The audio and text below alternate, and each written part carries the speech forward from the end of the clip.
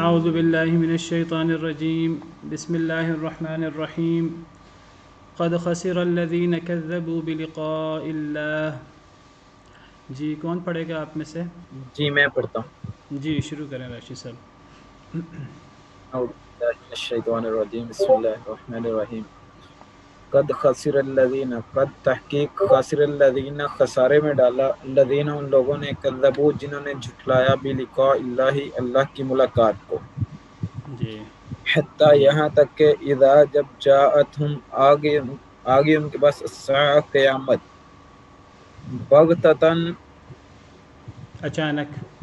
قالوا انہوں نے کہا، یا حسرتنا ہائے افسوس، علامہ فرتنا جو ہم نے کمایا یا کیا، فرطنا جو ہم نے کمی کی، جو ہم نے کمی کی، فیہا اس میں، وہم اور وہ، یحملون اٹھائے ہوئے ہوں گے، اوزارہم اپنے بوجھ، علی ظہورہم اپنی پیٹھوں پر، الا خبردار، ساء ما یذرون بہت ہی برے ہیں وہ بوجھ جو وہ اٹھائے ہوئے.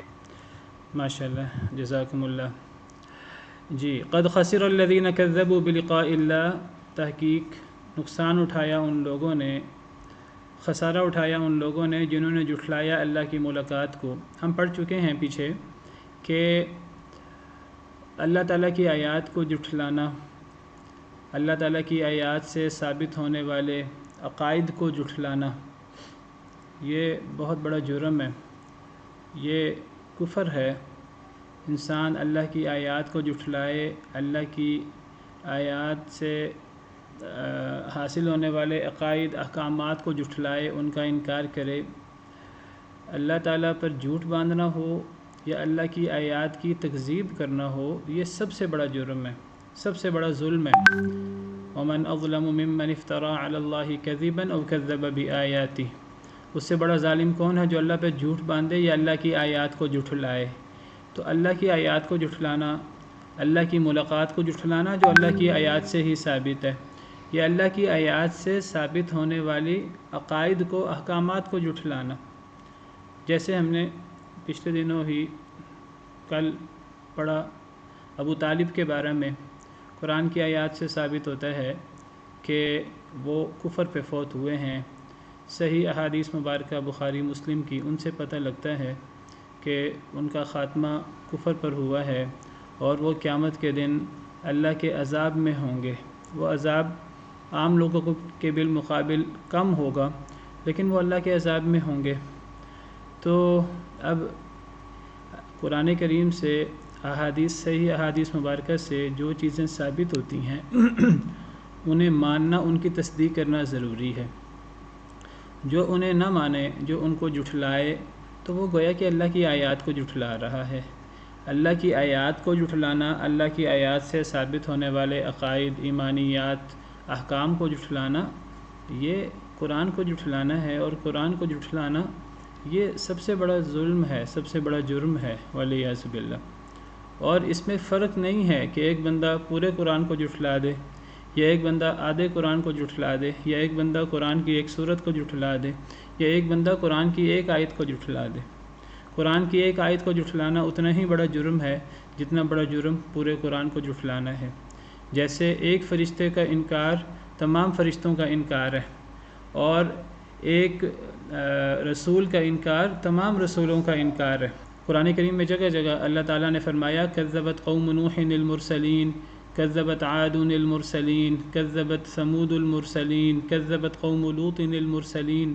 قوم نوح نے رسولوں کو جھٹلایا، قوم عاد نے رسولوں کو جھٹلایا، قوم ثمود نے، قوم لوط نے، قوم شعیب نے.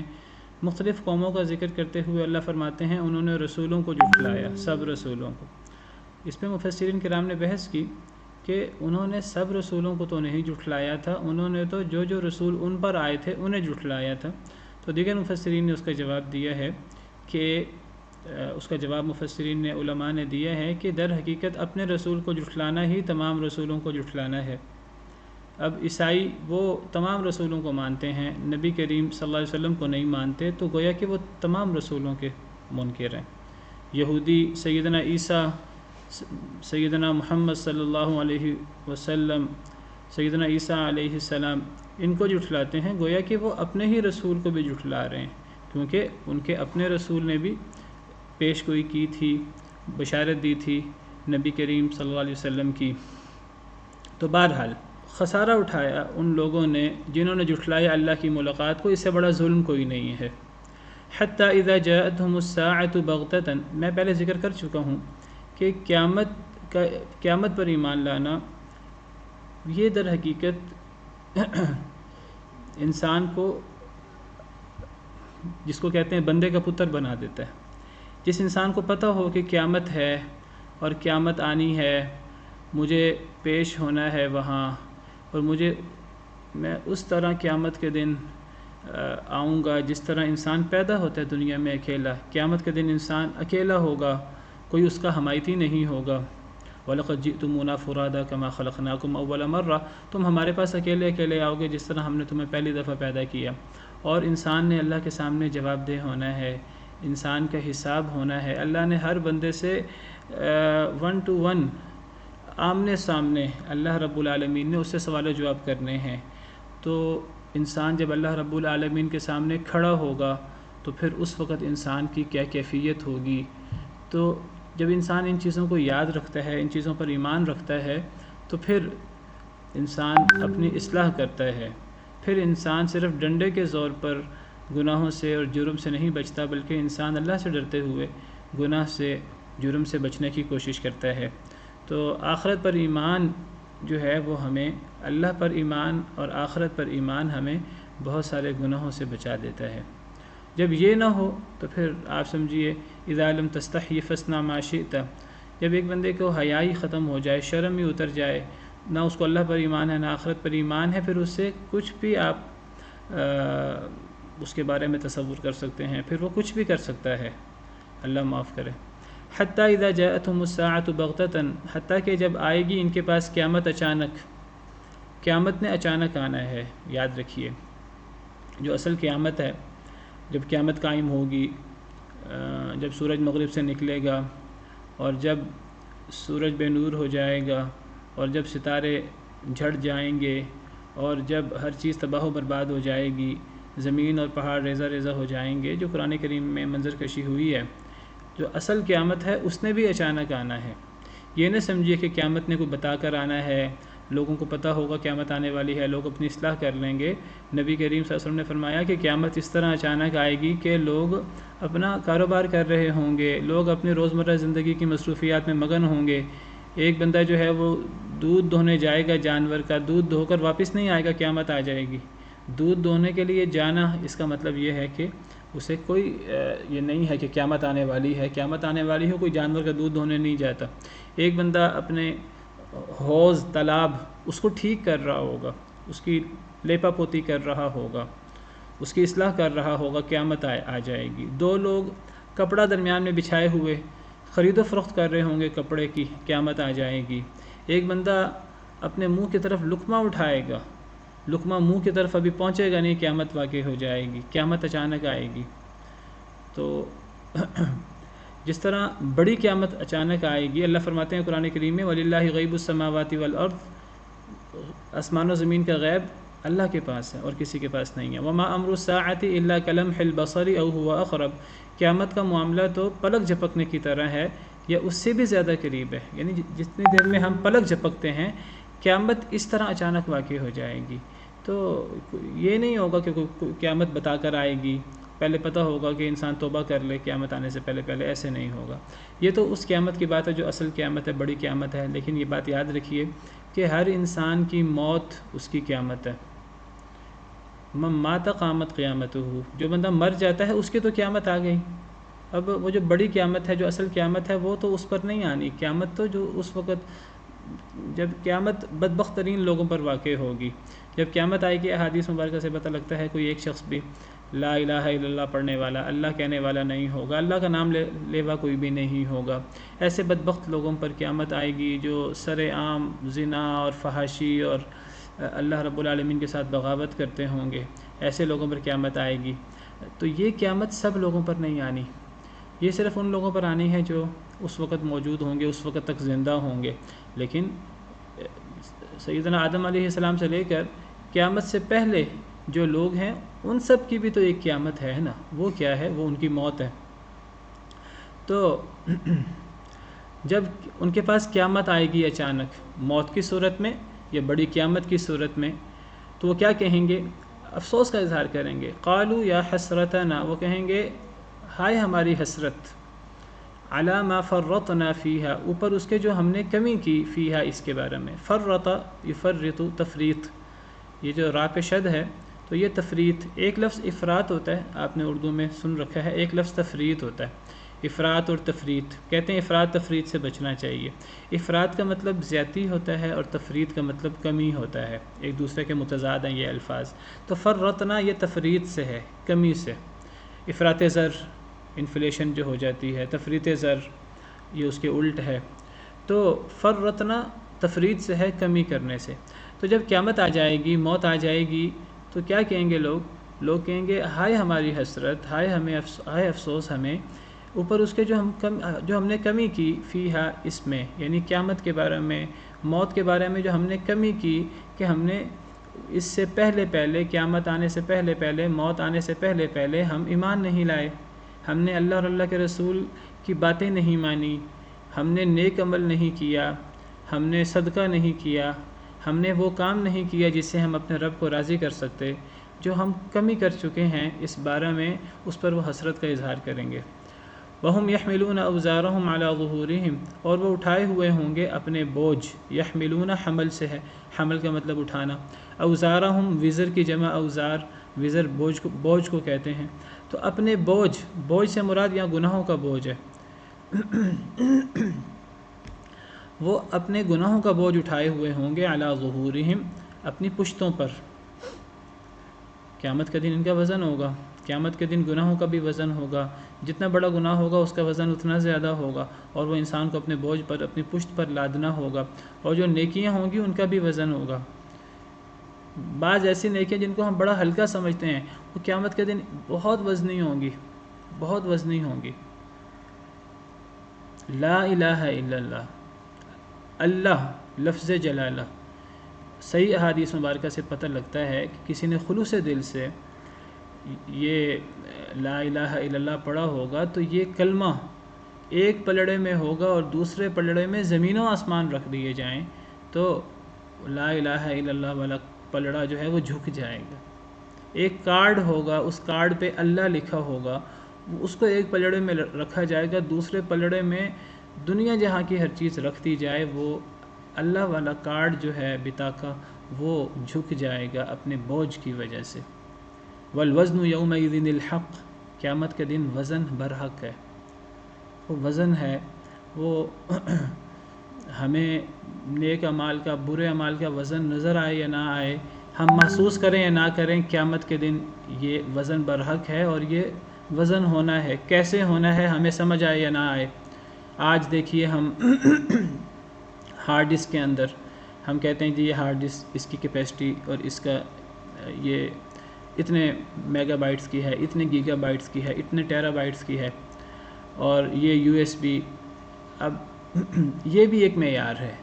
ایک زمانہ تھا جب ایک چھوٹی سی چیز میں اتنے زیادہ ڈیٹا آ جاتا ہے. ایک وقت تھا جب لوگ اس کو نہیں سمجھتے تھے، اس کو نہیں جانتے تھے. ان کے نزدیک بس ایک چیز کا وزن، اصل وزن ہی وزن ہوتا ہے. تو ماپنے کا ایک ذریعہ یہ بھی ہے، ماپنے کا ایک ذریعہ وزن ہے، ماپنے کا ایک ذریعہ ماپ ہوتا ہے جو کسی سانچے میں ہم کرتے ہیں. جیسے ہم لیٹر اور یہ دودھ کا جو سانچہ ہوتا ہے تو ہم اس کو ماپتے ہیں، وہ وزن نہیں ہے، وہ ایک سانچہ ہے. جیسے میٹر ہوتا ہے، گز ہوتا ہے، کپڑے کو ماپا جاتا ہے. اسی طرح اب آج یہ جو ہم اسپیس ماپتے ہیں، megabyte, gigabyte, terabyte, اور پھر اس سے آگے بھی اصطلاحات ہیں. تو اسی طرح قیامت کے دن جو وزن ہوگا وہ اعمال کا ہوگا، اعراض کا ہوگا، اور وہ باقاعدہ ان کو تولا جائے گا. کیسے تولا جائے گا؟ جیسے اللہ کو علم ہے، اللہ کے لیے کوئی چیز مشکل نہیں ہے. تو یہ جو بوجھ ہوگا گناہوں کا، یہ لوگ اپنی پشت پر لادے ہوں گے، اور یہ بہت بڑا بوجھ ہوگا. جتنا بڑا گناہ ہوگا اتنا بڑا بوجھ ہوگا۔ اللہ فرماتے ہیں الا ساء ما یزرون، خبردار بہت برا ہے جو وہ بوجھ اٹھاتے ہیں۔ یہ جو بوجھ ان کو قیامت کے دن اٹھانا ہوگا یہ بہت برا بوجھ ہوگا، یہ ان کی جان نہیں چھوڑے گا، جہنم تک ان کو ساتھ لے جائے گا، والعیاذ باللہ۔ جی آگے کون پڑھے گا؟ اعوذ باللہ من الشیطان الرجیم وما اور نہیں الحیات دنیا زندگی دنیا کی الا سوائے لعب کھیل ولہو اور تماشا ولدار الآخرۃ اور یقیناً آخرت کا گھر خیر بہتر ہے للذین ان لوگوں کے لیے یتقون جو ڈرتے ہیں افلا تو کیا نہیں تعقلون تم سمجھتے۔ جی ماشاءاللہ، جزاک اللہ، بہت اچھا پڑھا ہے۔ جب ایک دفعہ ہم اعوذ باللہ پڑھ لیں تو پھر بار بار قرآن کی آیت پڑھنے کے لیے ہمیں ہمیشہ اعوذ باللہ پڑھنے کی ضرورت نہیں ہے، ہم ڈائریکٹ بھی پڑھ سکتے ہیں۔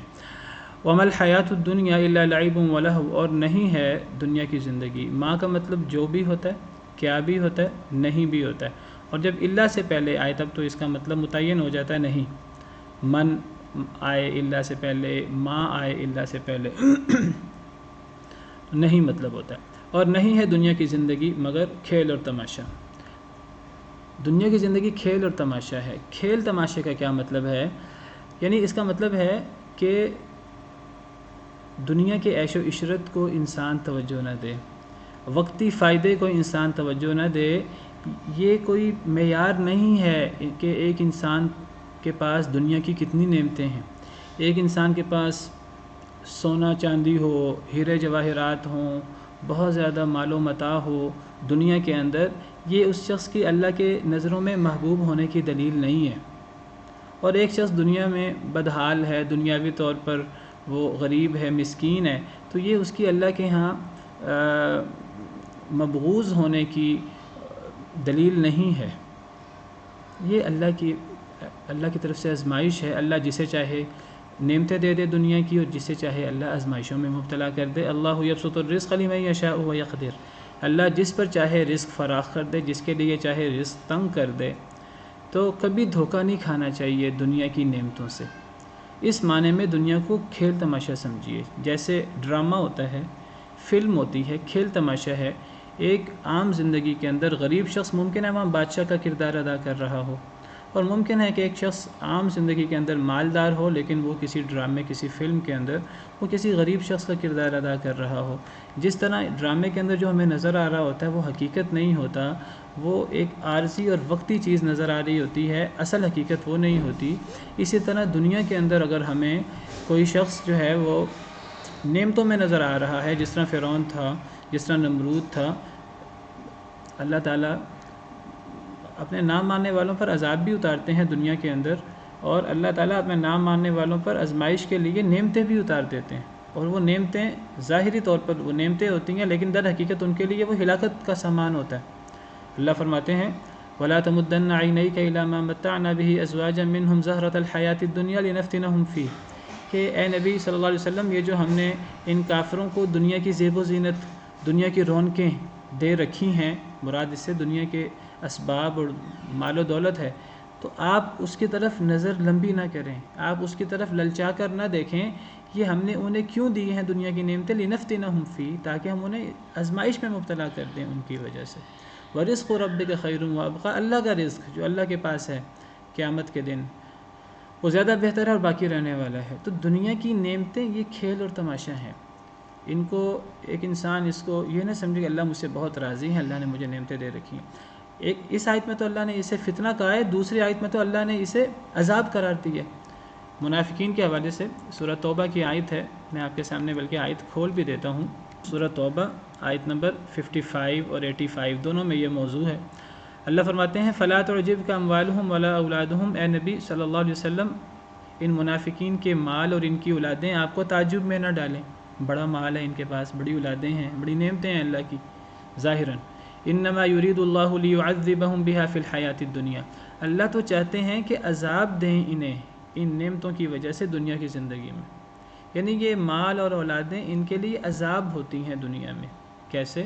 وَتَزْهَقَ أَنفُسُهُمْ وَهُمْ كَافِرُونَ، کہ ان کی جانیں نکلیں اور یہ کافر ہوں، یعنی یہ ان مالوں میں، ان اولادوں میں، ان نعمتوں میں اتنے مگن ہو جائیں کہ انہیں اللہ کی طرف رجوع کرنے کی فرصت ہی نہ ملے۔ تو پھر جس کا مال، جس کی اولاد اسے اللہ سے غافل کر دے، وہ مال اور اولاد نعمت کیسے ہو سکتی ہے؟ اس سے بڑا عذاب کیا ہے؟ تو یہ غفلت انسان کو باقی رکھتی ہیں، اور کبھی مصیبت آتی ہے انسان پر، مصیبت انسان کو غفلت کی نیند سے جگاتی ہے، انسان اپنے رب کی طرف رجوع کرتا ہے، تو کئی دفعہ مصیبت انسان کے لیے جو ہے وہ رحمت بن جاتی ہے۔ تو یہ دنیا کی آزمائشیں، ان سے ڈرنا نہیں چاہیے، اللہ سے عافیت مانگنی چاہیے، لیکن کسی پر آزمائشیں آ جائیں تو ضروری نہیں وہ اللہ کا نافرمان ہے، اللہ کا مبغوض ہے، ممکن اللہ کا محبوب ہو، بلکہ سب سے زیادہ آزمائشیں انبیاء پر آتی ہیں۔ صحیح حدیث مبارکہ سے پتہ لگتا ہے اشد البلاء علی الانبیاء، سب سے زیادہ آزمائشیں انبیاء پر آتی ہیں، ثم الامثل فالامثل، پھر جو انبیاء کے جتنے قریب ہوتے ہیں ان پر اتنی کم آزمائشیں آتی رہتی ہیں۔ تو دنیا کی زندگی کے اندر کسی کے پاس نعمتیں ہیں اور کوئی ہمیں ظاہراً غریب مسکین نظر آ رہا ہے تو اسے دھوکہ نہیں کھانا چاہیے۔ یہ دونوں آزمائشیں ہیں۔ اصل کامیاب کون ہے؟ بندہ دونوں آزمائشوں میں کامیاب ہو سکتا ہے۔ اگر نعمت ملے تو انسان شکر کرے، کنٹرول میں رہے، شکر کرے، اللہ کے احکامات کے مطابق زندگی گزارتا رہے، اللہ کے راستے میں خرچ کرتا رہے، کامیاب ہے۔ اور اگر آزمائش آئے، مصیبت آئے تو وہ صبر کرے، زبان پہ مخلوق کے سامنے شکوہ نہ لائے، اللہ سے ہی التجا کرے، اللہ کے سامنے ہی گڑ گڑائے، تو اس کے لیے یہ آزمائش نعمت بن جاتی ہے۔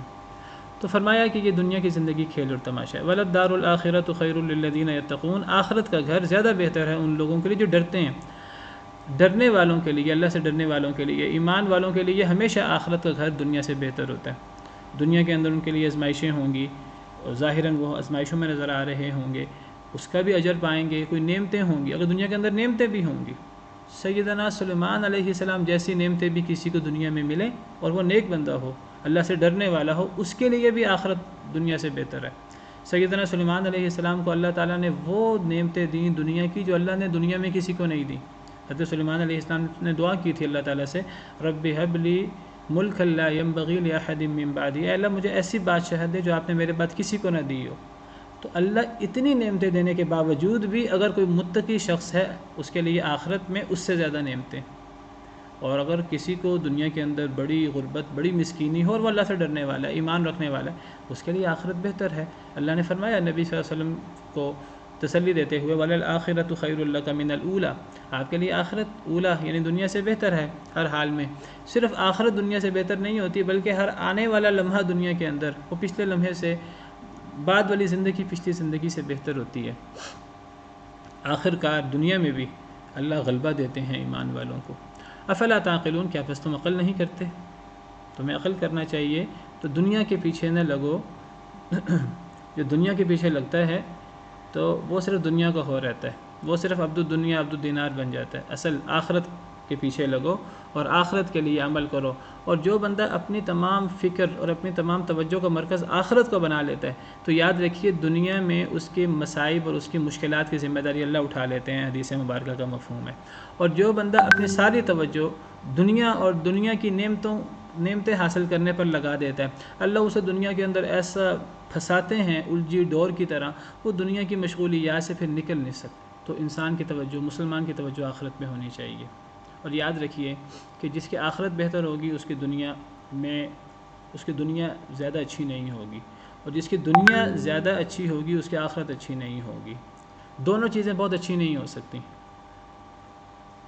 جی آگے کوئی اور پڑھ لیں؟ میں پڑھ لوں جی؟ میں جی کروں؟ جی علی صاحب پہلے آپ پڑھ لیں پھر اس کے بعد جی یہ استاد آیت نمبر کون سی ہے؟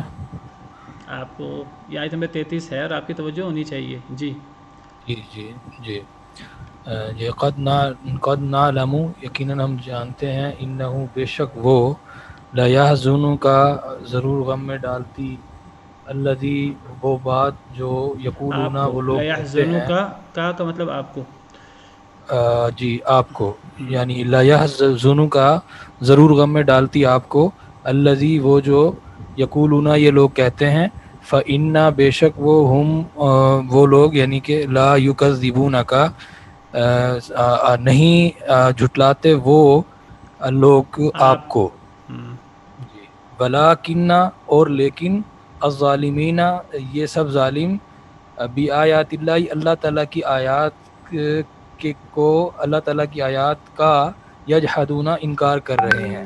جی ماشاءاللہ، بالکل ٹھیک۔ اللہ فرماتے ہیں نبی کریم صلی اللہ علیہ وسلم کو مخاطب کرتے ہوئے، یہ بات یاد رکھیے قرآن کریم کے اولین مخاطب نبی کریم صلی اللہ علیہ وسلم ہے۔ تو جو قرآن کریم میں واحد کے صیغے سے کسی کو مخاطب کیا جاتا ہے کسی سیاق و سباق کے بغیر، تو اسے نبی صلی اللہ علیہ وسلم مراد ہوتے ہیں۔ تو اللہ فرما رہے ہیں قد نعلم، قد تحقیق یقیناً، نعلم ہم جانتے ہیں، اللہ اپنے بارے میں فرما رہے ہیں ہمیں بخوبی علم ہے، انہو کہ بے شک وہ لیحزنو کا لام زبر لا البتہ، یحزنو غم میں ڈالتی ہے کا آپ کو اے اللہ کے نبی صلی اللہ علیہ وسلم، الذی وہ چیز وہ بات، یقولون جو یہ کہتے ہیں، جو یہ بدبخت یہ کفار یہ آپ کو جو تنگ کرتے ہیں زبانی طور پر، آپ کو برا بلا کہتے ہیں، آپ کو اللہ معاف کرے کذاب کہتے ہیں، آپ کو اللہ معاف کرے جادوگر کہتے ہیں، آپ کو اللہ معاف کرے مجنون کہتے ہیں، اور جو وہ آپ کو زبان سے کہتے تھے، صرف زبان سے تکلیف نہیں دیتے تھے، عملاً بھی تکلیف دیتے تھے، عملاً بھی ظلم زیادتی کرتے تھے، اور شہید تک کرنے کی سازشیں ہوئیں مکہ مکرمہ میں بھی، مدینہ منورہ میں بھی۔ بہرحال یہ مکی آیت ہے۔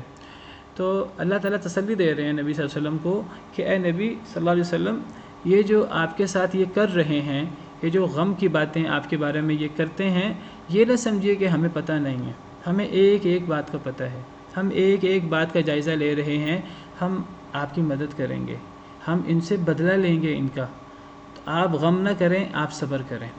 یہ نبی کریم صلی اللہ علیہ وسلم کو حوصلہ دینے کی آیت ہے، اور اس قسم کی آیات قرآن کریم میں بہت زیادہ ہیں کہ نبی کریم صلی اللہ علیہ وسلم پر جتنی آزمائشیں ہوئیں، جیسے میں نے ابھی حدیث مبارکہ بیان کی کہ سب سے زیادہ آزمائشیں اللہ کی انبیاء کرام علیہ السلام پر آتی ہیں ان کے درجات بلند کرنے کے لیے، اشد البلاء علی الانبیاء۔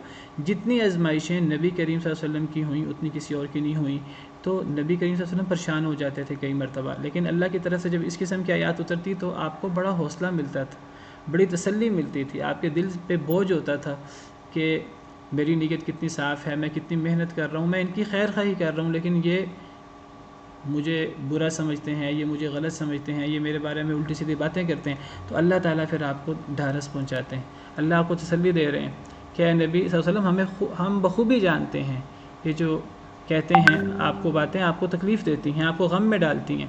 فَإِنَّهُمْ لَا يُكَذِّبُونَكَ وَلَكِنَّ الظَّالِمِينَ بِآيَاتِ اللَّهِ يَجْحَدُونَ، لیکن اے نبی صلی اللہ علیہ وسلم یہ بھی سمجھ لیجئے کہ بس بے شک یہ لوگ آپ کو نہیں جھٹلا رہے آپ کو، وَلَكِنَّ الظَّالِمِينَ، لیکن ظالم لوگ بِآيَاتِ اللَّهِ يَجْحَدُونَ، اللہ کی آیتوں کا انکار کر رہے ہیں۔ اللہ تعالیٰ فرما رہے ہیں کہ آپ اللہ کا حوصلہ دیکھیے کہ یہ در حقیقت یہ بدبخت آپ کے دشمن نہیں ہیں، آپ کی تکذیب نہیں کر رہے، یہ تو اللہ کی تکذیب کر رہے ہیں، اللہ سے دشمنی کر رہے ہیں، ان کو آپ سے کوئی تکلیف نہیں ہے۔ کیسے پتہ لگا کہ قریش کی مخالفین کی آپ سے مخالفت نہیں تھی، اللہ کی آیات سے تھی، اس لیے اگر نبی صلی اللہ علیہ وسلم کی ذات سے مخالفت ہوتی تو شروع کی 40 سالہ زندگی نبی بننے سے پہلے جو آپ نے قریش میں گزاری، قریش آپ کی تعریف کرتے نہیں تھکتے تھے، آپ کو وہ اپنا سردار اور اپنے سردار کا بیٹا کہتے تھے، اور نبی صلی اللہ علیہ وسلم کا خاندان معزز خاندان تھا، آپ معاشرے کے معزز فرد تھے، آپ کا بڑا مقام تھا اور آپ کی بڑی عزت تھی معاشرے کے اندر، اور صرف آپ کی نہیں، یہ ذرا اپنے مائک اگر بند کر لیں تو شور آ رہا ہے، تو صرف آپ کی نہیں بلکہ ہر نبی اپنی قوم کا ایک معزز فرد ہوتا ہے، معزز خاندان میں سے ہوتا ہے، اور ظاہر جسمانی طور پر بھی میں نے شاید پہلے بھی بات کی تھی، جسمانی طور پر بھی بہترین ہوتا ہے، روحانی طور پر بھی سب سے اعلیٰ ہوتا ہے، عقل و فہم کے اعتبار سے بھی۔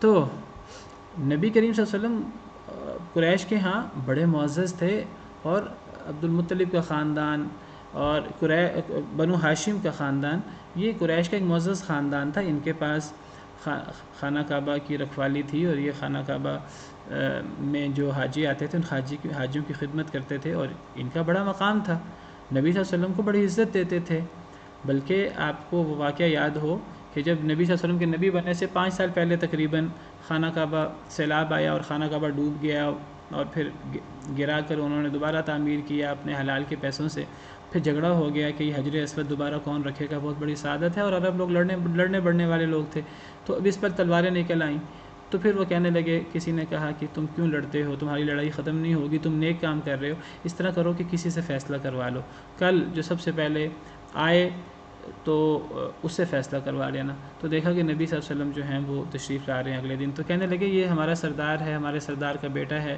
ہم اس کے فیصلے پر راضی ہیں۔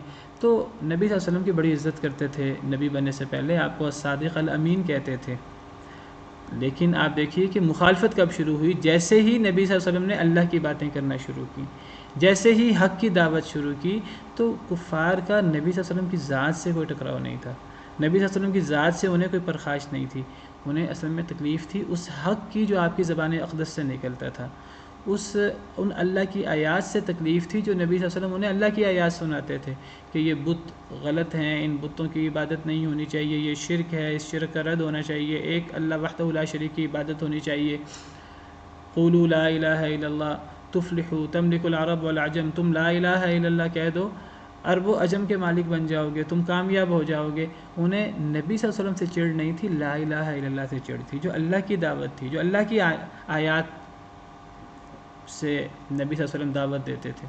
تو اللہ فرماتے ہیں کہ آپ میرا تحمل دیکھیے، میرا حوصلہ دیکھیے کہ میں انہیں ڈھیل دے رہا ہوں، یہ ظالم اللہ کی آیتوں کا انکار کر رہے ہیں، میں انہیں ڈھیل دے رہا ہوں، یا آپ کو نہیں جھٹلا رہے، آپ بھی صبر کیجئے، آپ حوصلہ کیجئے، ہمیں پتہ ہے جو آپ کے ساتھ یہ کر رہے ہیں۔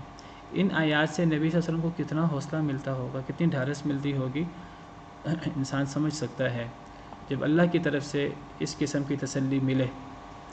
کبھی اس قسم کے الفاظ سے اللہ تعالیٰ تسلی دیتے، کبھی اللہ تعالیٰ تسلی دیتے وَاصْبِرْ لِحُكْمِ رَبِّكَ فَإِنَّكَ بِأَعْيُنِنَا، اے نبی صلی اللہ علیہ وسلم اللہ کے حکم کے مطابق صبر کریں، آپ ہماری نظروں کے سامنے ہیں، ہماری نظر کرم آپ پر ہے، ہم کوئی آپ کو بھولے نہیں ہوئے۔ قسم کھا کر اللہ فرماتے ہیں ما ودعک ربک وما قلی، آپ کو آپ کے رب نے چھوڑا نہیں، آپ کا رب آپ سے بیزار نہیں ہوا۔ یہ آزمائشیں ہیں جو پچھلے انبیاء کو بھی آتی رہیں، آپ پر بھی آ رہی ہیں، اللہ آپ سے ناراض نہیں ہے، اللہ آپ کو بھولا ہوا نہیں ہے، اللہ ایک ایک واقعے سے پوری طرح باخبر ہے۔ کبھی اللہ تعالیٰ جو ہیں وہ پرانے انبیاء کرام علیہم السلام کے قصے سناتے کہ کس طرح ان پر آزمائشیں آئیں، کس طرح انہوں نے خندہ پیشانی سے وہ آزمائشیں برداشت کیں۔ فاصبر کما صبر اولو العزم من الرسل، اے نبی صلی اللہ علیہ وسلم اس طرح صبر کریں جس طرح اولو العزم رسولوں نے صبر کیا، بڑے بڑے رسولوں نے صبر کیا۔ حضرت نوح علیہ السلام 1000 سال صبر ہی کرتے رہے، 1000 سال میں 80 کے قریب لوگ بھی مسلمان نہیں ہوئے جیسے مفسرین نے بیان کیا، 950 سال تبلیغ کرتے رہے۔ اسی طرح حضرت ابراہیم ہیں، حضرت موسیٰ ہیں، حضرت عیسیٰ ہیں، دیگر انبیاء اور رسول علیہم السلام۔ تو یہ اللہ تعالیٰ کی طرف سے تسلی ہے، نبی کریم صلی اللہ علیہ وسلم کو آپ کے دل کو مضبوط کرنے کے لیے اس قسم کی آیات اترتی تھیں۔ جی اگلی آیت میں بھی یہی موضوع ہے، پڑھ لیجئے۔ اور جب نبی صلی اللہ علیہ وسلم کو اللہ تعالیٰ یہ ڈھارس دے رہے ہیں، تسلی دے رہے ہیں، تو یہ تسلی نبی صلی اللہ علیہ وسلم کے ورثاء کے لیے بھی ہے، نبی صلی اللہ علیہ وسلم کے دین کے حاملین کے لیے بھی ہے۔ نبی صلی اللہ علیہ وسلم نے فرمایا تھا کہ آج دین اجنبی ہے، پھر اسلام غالب آئے گا، اور پھر ایک وقت آئے گا کہ اسلام دوبارہ اجنبی ہو جائے گا۔ بدأ الاسلام غریباً وسيعود كما بدأ، اسلام اجنبی شروع ہوا تھا مکہ مکرمہ میں، جو اسلام لاتے تھے انہیں بڑی مصیبتوں کا سامنا کرنا پڑتا تھا۔ پھر فرمایا ایک وقت آئے گا کہ اسلام دوبارہ اجنبی ہو جائے گا، اور آپ نے فرمایا کہ اس وقت خوش بختی ہے ان لوگوں کے لیے، فطوبى للغرباء الذين يصلحون ما افسد الناس، ان غرباء کے لیے، ان معاشرے میں اجنبی لوگوں کے لیے خوش بختی ہو جو لوگوں نے فساد کیا ہوگا وہ اس کی اصلاح کرنے کی کوشش کریں گے۔ واللہ عالم، شاید آج وہی دور ہے کہ اسلام دوبارہ اجنبی ہو گیا ہے۔ آج مسلمان ہونا اور مسلمانوں والے شعار اختیار کرنا، مرد ہے داڑھی رکھے، عورت ہے جو حجاب کرے، وہ معاشرے کے اندر اجنبی ہو گیا ہے۔ کوئی بندہ دین کی بات کرے اس کو ایسے دیکھتے ہیں جیسے کوئی کسی بے وقوف کو کوئی دیکھتا ہے۔ معاشرے کے اندر عزت آج ان یہ جو اداکارائیں ہیں اور یہ جو اداکار ہیں اور یہ جو کھلاڑی ہیں اور اس قسم کے لوگوں کو آج معاشرے کے اندر عزت حاصل ہے، مقام حاصل ہے، اور آج دین کی بات کرنے والے، دین دار لوگ اور دین کی دعوت دینے والے تو آج معاشرے میں اجنبی ہو کر رہ گئے ہیں۔ تو ہم ایسے لوگ بعض دفعہ پریشان ہوتے ہیں کہ ہم دین کی بات کرتے ہیں، ہم اللہ کی بات کرتے ہیں، پھر ہم پہ اتنی آزمائشیں آتی ہیں. تو اس قسم کی آیات سے ہمیں سبق سیکھنا چاہیے کہ یہ ہمارے ساتھ ہی صرف دین کی بات کرنے والوں کے ساتھ، دین کا علم بلند کرنے والوں کے ساتھ ہی ایسا نہیں ہو رہا، داڑھی والوں کے ساتھ، حجاب کرنے والیوں کے ساتھ ہی صرف ایسا نہیں ہو رہا. یہ اللہ کے انبیاء کرام علیہم السلام کے ساتھ ہوا ہے اور اللہ انہیں تسلی دیتے رہے ہیں. اور یہ صرف ہمارے پیارے نبی صلی اللہ علیہ وسلم کے ساتھ نہیں ہوا، بلکہ یہ دیگر انبیاء کرام علیہم السلام کے ساتھ بھی ہوتا رہا ہے. بڑی زیادتیاں ہوئی ہیں، بڑے ظلم ہوئے ہیں، اور اللہ معاف کرے کتنے انبیاء اور رسول ہیں جنہیں شہید کر دیا گیا ہے. اسی پاداش میں ان کا جرم یہی تھا. کتنے نیک لوگوں کو اسلام لانے کی، ایمان لانے کی پاداش میں ظلم و زیادتی کا سامنا کرنا پڑا. وما نقموا منهم الا ان يؤمنوا بالله العزيز الحمید. خندقیں کھود کھود کر، آگ جلا جلا کر خندقوں میں پھینکا گیا ہے ایمان لانے والے مردوں کو، عورتوں کو. اور بدلہ کس بات کا لیا انہوں نے؟ صرف اللہ پر ایمان لانے کا. نبی کریم صلی اللہ علیہ وسلم کے درپے تھے قریش مکہ، اور آپ کو بس اللہ معاف کرے کہ بس قتل ہی کر دیا تھا تقریباً. حضرت ابوبکر صدیق آئے اور آپ کو بچایا لوگوں سے، انہیں بھی بڑی مار پڑی. تو وہ کہتے رہے اتقتلون رجلا ان یقول ربی اللہ، کیا ایک آدمی کو اس لیے قتل کر دو کہ وہ کہتا ہے میرا رب اللہ ہے؟ یہ جرم ہے اس کا. اس جرم پر اسے تم اس کے درپے ہوئے ہو، اسے تم قتل کرنے کے درپے ہو، شہید کرنے کے درپے ہو. اتنی آزمائشیں اللہ کے نبیوں اور ہمارے پیارے نبی صلی اللہ علیہ وسلم نے جھیلی ہیں. ہماری تو آزمائش کوئی آزمائش نہیں ہے. آج جو اسلام کا نام لیتے ہیں، یہ اسلام شروع بھی ایسے ہوا تھا، ایک وقت آئے گا ایسے ہی ہوگا. ایک وقت آئے گا اسلام پر عمل کرنا ایسے ہوگا جیسے آپ مٹھی میں انگارہ لے لیں. مٹھی میں انگارہ رکھنا آسان نہیں ہے، لیکن اتنی مشکل ہوگی ایک وقت. لیکن اجر پھر اسی کا ہی ہے، اس پہ صبر کرنے کا، اور صبر کر کے اسلام پر برقرار رہنے کا، اللہ اور اللہ کے رسول کی باتوں پر برقرار رہنے کا، چاہے کتنی آزمائش کیوں نہ ہو، چاہے لوگ ہمیں کتنا ہی جاہل کیوں نہ کہیں، چاہے لوگ مولوی کہہ کر، جس طریقے سے بھی کہہ کر ہمارا مذاق اڑائیں. ہمیں فخر ہونا چاہیے اپنی باتوں پر، اپنی بنیاد پر، کہ ہم اللہ اور اللہ کے رسول کی بات کرنے والے ہیں، اور ہم نبی کریم صلی اللہ علیہ وسلم کی سنتوں اور آپ کی تعلیمات کو اپنے ساتھ چمٹائے ہوئے ہیں.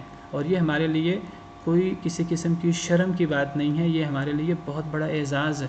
جی اگلی آیت کریمہ پڑھیں.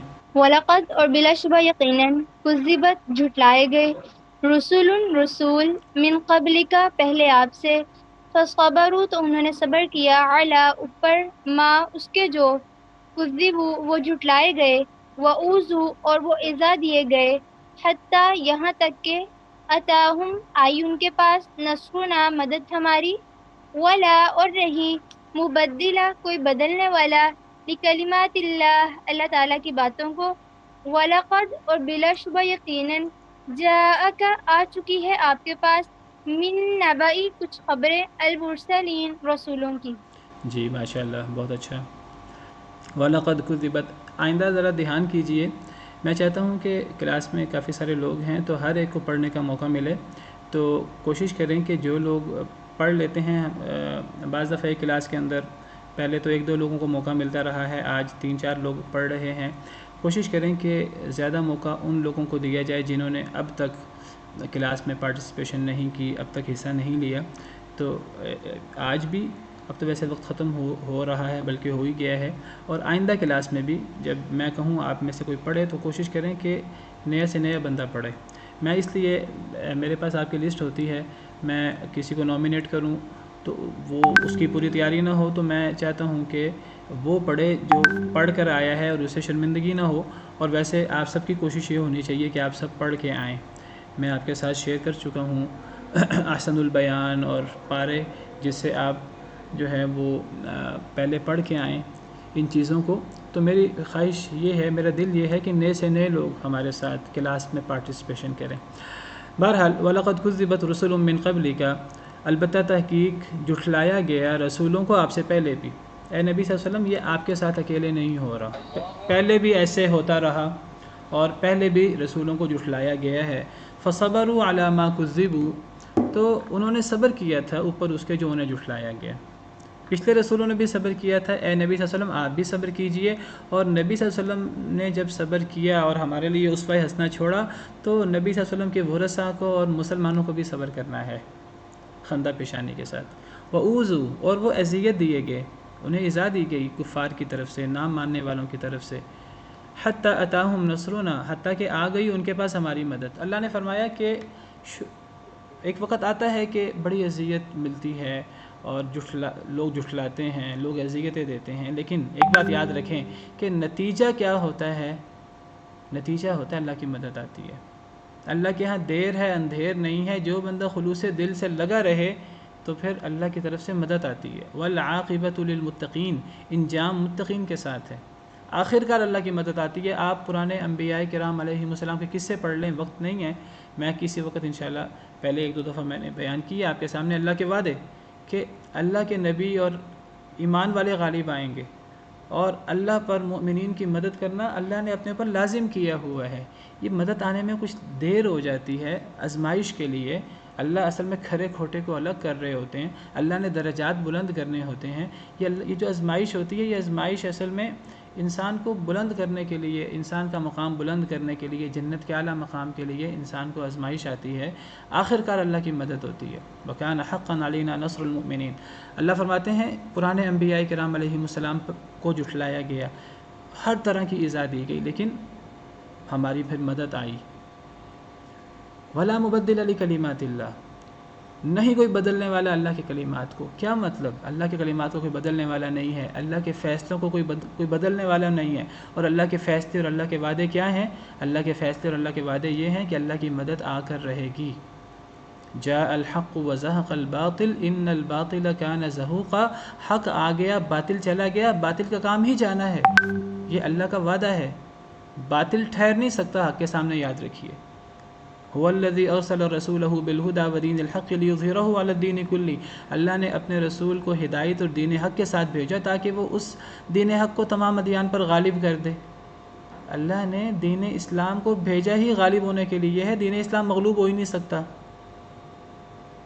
مسئلہ کیا ہے؟ مسئلہ ہے ہم نے دین اسلام کو تھاما نہیں ہوا، ہم دین اسلام پر صحیح عمل پیرا نہیں ہیں، ذلیل ہوئے ہیں۔ مسئلہ دین اسلام کا نہیں ہے، مسئلہ ہمارا ہے۔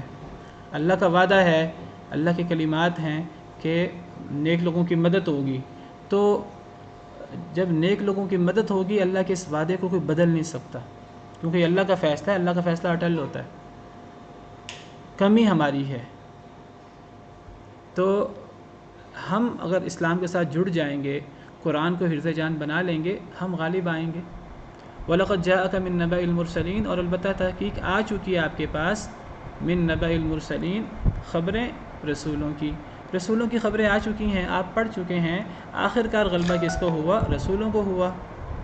سیدنا نوح علیہ السلام کو ٹھیک ہے 950 سال آزمائش میں گزارنے پڑے، غلبہ کس کو ہوا؟ نوح علیہ السلام ہی، ان کو ہی نجات ملی، ان کے بیٹوں کو ہی نجات ملی، ان پر ایمان لانے والوں کو ہی نجات ملی، باقی سب غرق ہو گئے۔ قوم ہود، قوم سمود، قوم عاد، قوم سمود، حضرت ابراہیم اور نمرود کو دیکھ لیجئے، حضرت موسیٰ اور فرعون کو دیکھ لیجئے، حضرت شعیب کو دیکھ لیجئے، ہر قوم میں ہمیشہ جو ہے وہ رسول ہی غالب آئے ہیں، آخر کار فتح اور نصرت رسولوں کو ہی ملی ہے۔ یہ ہمارے لیے بہت بڑے حوصلے کی بات ہے، اللہ کے وعدے ہیں، ہمیں اللہ کے ان وعدوں پر ایمان اور یقین رکھنا چاہیے۔ وقت ختم ہو گیا، اسی پر بس کرتے ہیں۔ ربک رب العزت عما یصفون وسلام علی المرسلین والحمد للہ رب العالمین۔ کوئی سوال ہو تو گروپ میں کر لیجئے گا، انشاءاللہ میں جواب دے دوں گا۔